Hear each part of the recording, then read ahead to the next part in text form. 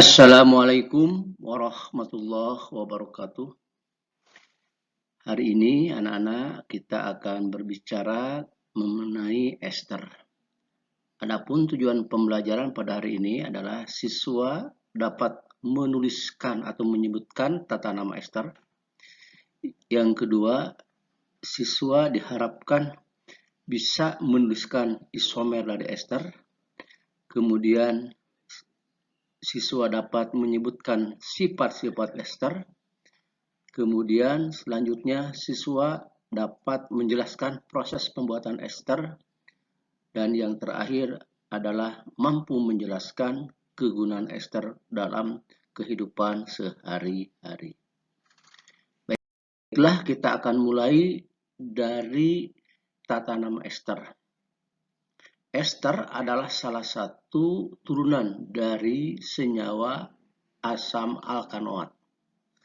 Di tengah-tengah kehidupan sering kita menemukan seperti stroberi, pir, pisang, nanas, apel, buah anggur, jeruk, dan sebagainya. Itulah salah satu sumber dari ester yang berada di tengah-tengah kehidupan kita. Di dalam pemberian nama ada dua yang kita kenal. Satu adalah nama trivial yang disebut dengan nama perdagangan. Nama trivial itu berasal dari alkil ester. Alkil itu ditulis sesuai urutan jumlah atom C diikuti dengan kata ester. Sebagai contoh adalah misalkan di sini ada senyawa CH3, CH, kemudian dia mengikat CH3O, C mengikat O, dan CH3. Jadi kalau kita lihat di sini, ini adalah namanya metilnya, kemudian ini adalah isoprofilnya. Jadi penamanya adalah alkil ester. Jadi kalau di sini alkilnya berupa metil, namanya metil. Yang sebelah kirinya adalah isopropil dan COO-nya disebut ester. Jadi nama trivialnya adalah metil isopropil ester. Itu mengenai nama trivial.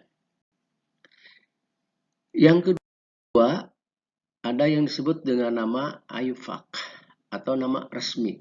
Ya, kita mengenal ester itu memiliki rumus RCOOR.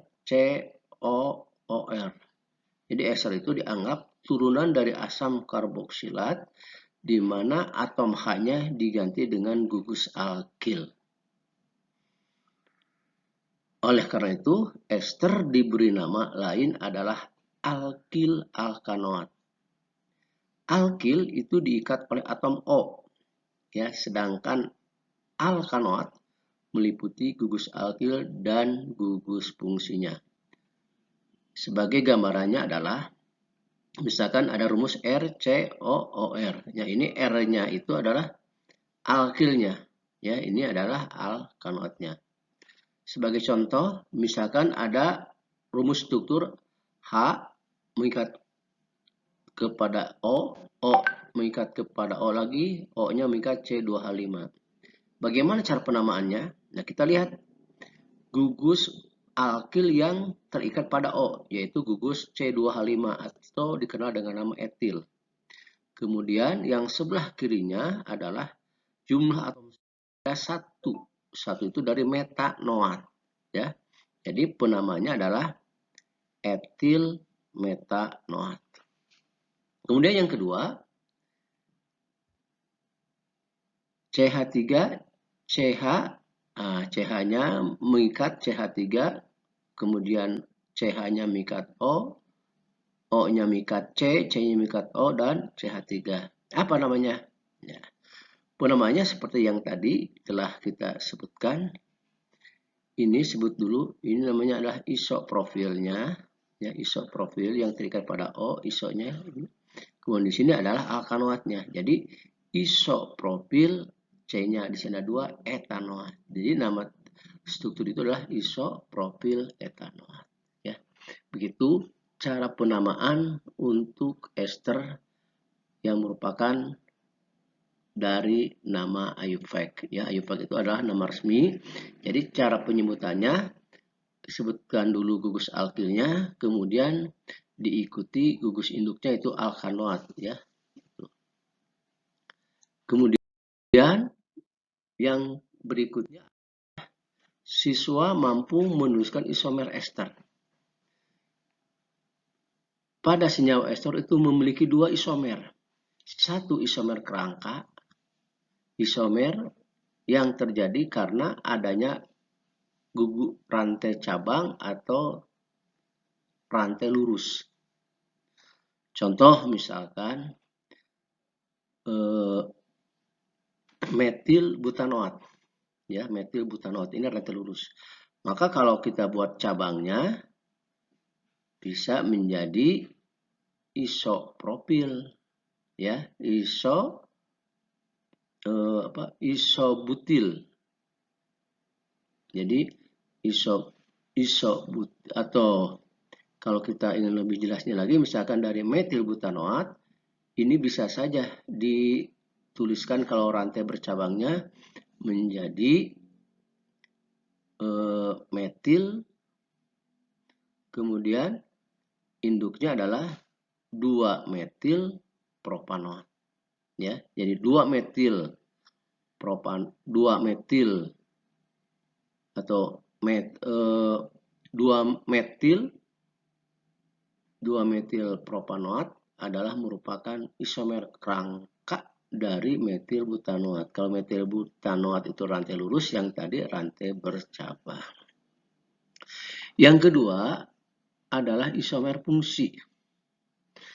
Karena ester itu berisomer gugus fungsi dengan asam karboksilat, dia memiliki rumus umumnya CnH2nO2. Jadi antara asam karboksilat dan ester memiliki rumus umum yang sama. Tetapi gugus fungsi yang berbeda, itulah yang disebut isomer gugus fungsi. Jadi simpulannya adalah ester memiliki gugus fungsi yang berbeda dengan asam karboksilat, tapi rumus molekilnya sama sehingga berisomer fungsi. Kemudian berikutnya adalah siswa mampu menyebutkan sifat-sifat ester. Apa sih sifat-sifat ester itu? Yang pertama adalah ester itu mudah menguap, ya, mudah menguap. Kemudian harum, ya. Yang kedua, sedikit larut dalam air. Yang ketiga, semakin besar MR-nya, maka titik didihnya semakin tinggi. Yang keempat, dapat mengalami reaksi. Reaksi apa yang terjadi dalam ester? Satu adalah reaksi hidrolisis, yaitu reaksi ester dengan air dalam suasana asam, menghasilkan asam karboksilat dan alkohol. Itu. Yang kedua, hidrolisis dengan basa. Hidrolisis dengan basa itu menghasilkan garam. Garam, ya. Garamnya garam berupa sabun, ya, sabun. Yang kita kenal sabun plus alkohol. Contoh misalkan etil etanoat. Etil etanoat bila direaksikan dengan NaOH, maka akan terbentuk garam natrium asetat atau natrium etanoat plus etanol. Ya. Kemudian yang berikutnya adalah sifat berikutnya adalah bila bereaksi dengan alkohol menghasilkan ester lain dan alkohol lain. Ya, contoh misalkan di sini RCOOR direaksi dengan ROH, maka akan menghasilkan RCOOR plus ROH. Yaitu.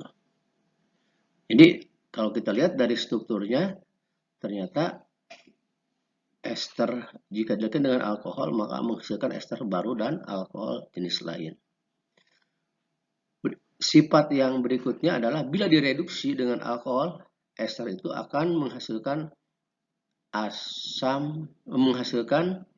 alkohol, ya, menghasilkan alkohol. Jadi ester jika dihidrogenasi atau direduksi dengan hidrogen dengan menggunakan katalis nikel, maka akan membentuk alkohol. Contohnya misalkan RCOOR ditambah 2H2 dengan katalis Ni membentuk RCH2OH plus ROH. Ya, jadi ini putus ininya. Kemudian berikutnya bereaksi dengan Grignard menghasilkan alkohol. Ini reaksinya, ya. Jadi apabila ester direaksikan dengan Grignard maka akan menghasilkan alkohol. Berikutnya adalah bagaimana cara mendapatkan ester. Ester itu bisa dibuat dengan reaksi esterifikasi, yakni reaksi antara asam alkanoat dengan alkohol. Ya, ini contohnya misalkan asam asetat ditambah propanol. Maka atom H dari asam asetat akan digantikan dengan gugus profil.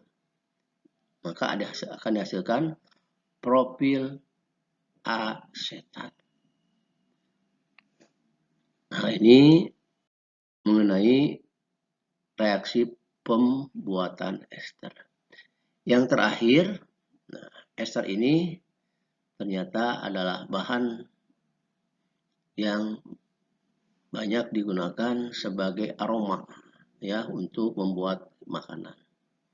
Seperti beberapa jenis ester yang lebih kita kenal dengan nama essence, karena memiliki sifat yang khas atau aroma yang khas. Senyawa ester itu bisa digunakan sebagai essence, ya.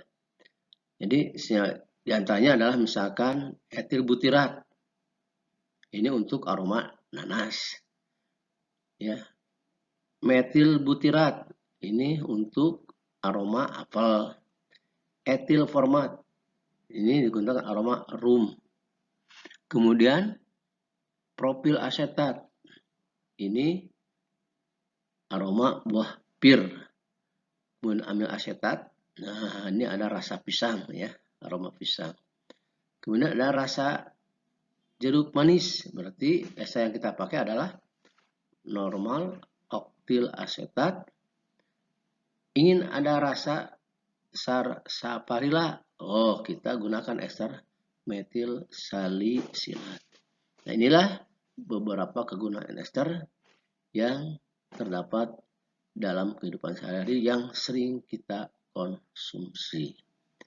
Mudah-mudahan dengan paparan yang singkat ini kalian sebagai siswa bisa terinspirasi, ya, minimal kalian mengenal ester, kemudian bisa membuat ester dan bisa memanfaatkan ester dalam kehidupan sehari-hari.